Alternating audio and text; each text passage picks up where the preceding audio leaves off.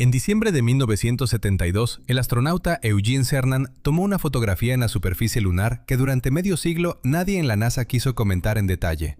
La imagen, catalogada dentro del archivo oficial de la misión Apolo 17, muestra algo que no debería estar ahí. Y cuando finalmente la agencia espacial emitió una explicación, 50 años después de aquel disparo de obturador, la respuesta generó más preguntas de las que pretendía resolver. Pero para entender por qué una sola fotografía puede poner en jaque la narrativa completa del programa Apolo, hay que retroceder hasta un problema mucho más antiguo, uno que comienza no con el Apolo 17, sino con una pequeña letra grabada en una roca del Apolo 16. La fotografía AS-16-17-17446 es probablemente la imagen más analizada en la historia de la exploración espacial. Fue tomada durante la misión Apolo 16 en abril de 1972, en la estación número 9 del recorrido extravehicular por las tierras altas de Descartes. En ella se observa una roca lunar en primer plano, de unos 15 centímetros de diámetro, parcialmente enterrada en el regolito. Todo parece normal hasta que alguien amplía la imagen. Ahí, en la superficie de la roca, aparece con claridad perturbadora lo que parece ser la letra C, perfectamente formada, como si alguien la hubiera grabado con un marcador de utilería. La letra C en una roca que supuestamente se encuentra a 384.000 kilómetros de cualquier alfabeto humano. La teoría surgió como fuego en la comunidad de investigadores independientes durante los años 90, cuando las imágenes del programa Apolo se digitalizaron por primera vez y quedaron disponibles para análisis público. El argumento era devastador en su simplicidad. En los estudios de cine de Hollywood, las rocas de atrezo se marcan con letras para indicar su posición exacta en el set. La letra C sería, según esta hipótesis, una marca de utilería que los técnicos olvidaron ocultar antes de la toma.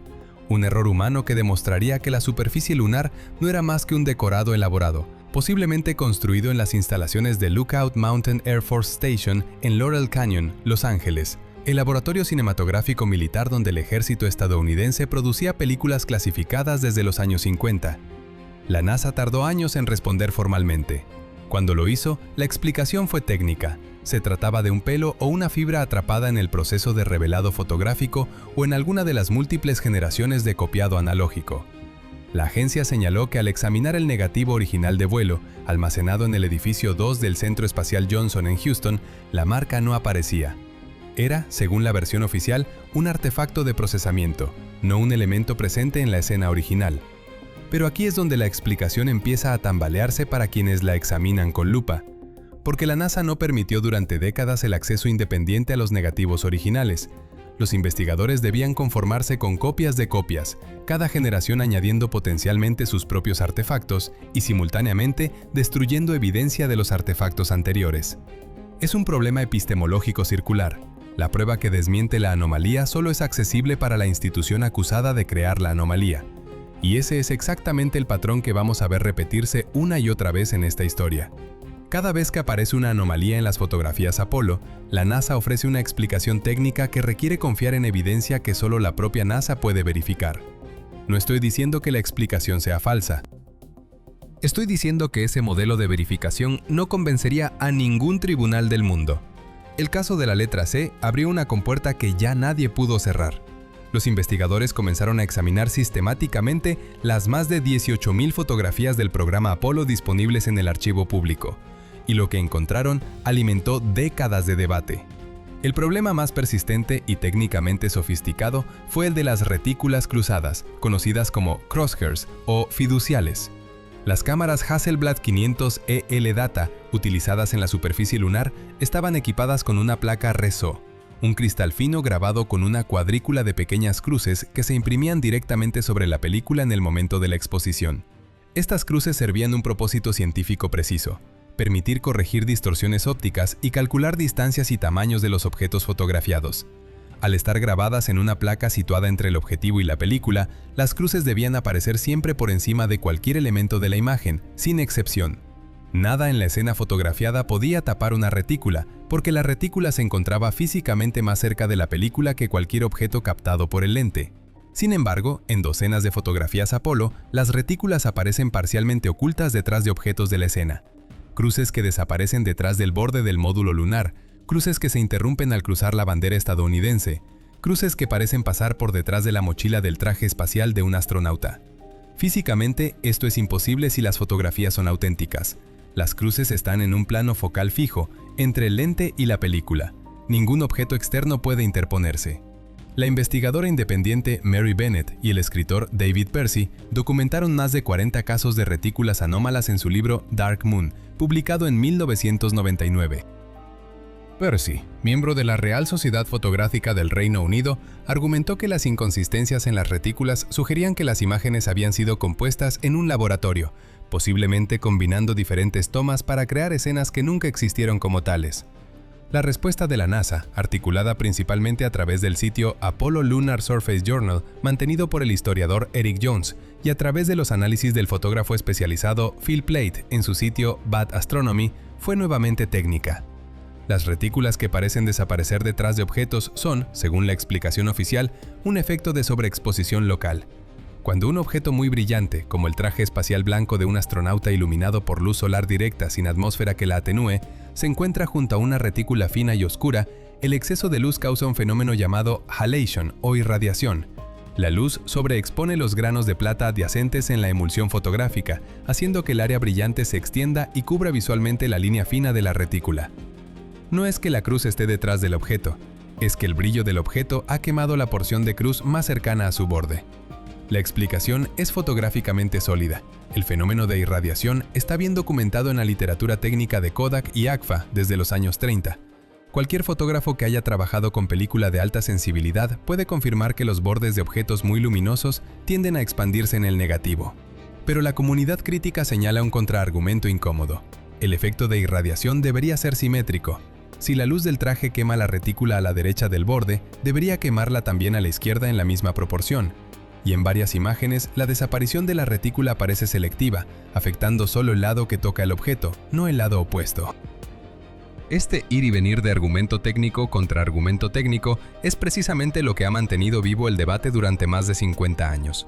Cada explicación genera una contraobjeción, cada contraobjeción recibe una refutación, y la espiral no tiene fondo visible.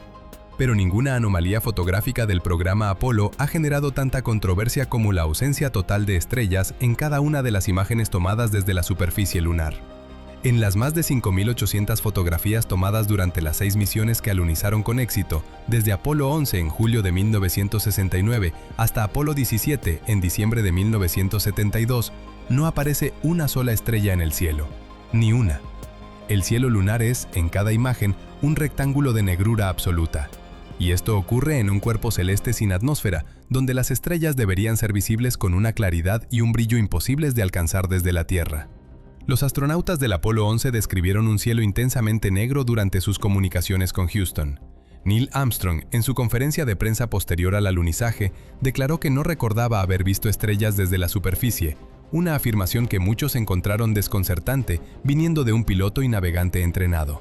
Buzz Aldrin fue más específico en entrevistas posteriores, explicando que durante las actividades extravehiculares, los visores de los cascos estaban recubiertos con una capa de oro para filtrar la intensa radiación ultravioleta, lo que reducía drásticamente la sensibilidad visual. Pero esta explicación no resuelve el problema de las cámaras, que no llevaban visores dorados.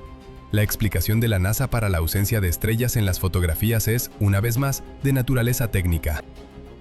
Las cámaras Hasselblad estaban configuradas con una exposición optimizada para captar objetos iluminados por luz solar directa en la superficie lunar. Velocidades de obturación de un 250º de segundo. Aperturas entre f5.6 y f11. Utilizando película Kodak Ektachrome de sensibilidad 160 ASA.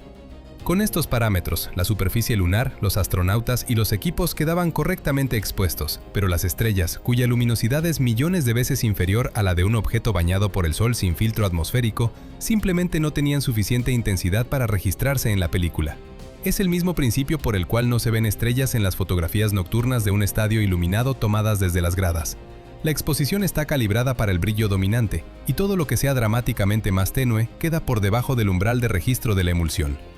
La explicación fotográfica es impecable, técnicamente correcta en cada detalle, pero hay algo que la NASA nunca responde satisfactoriamente.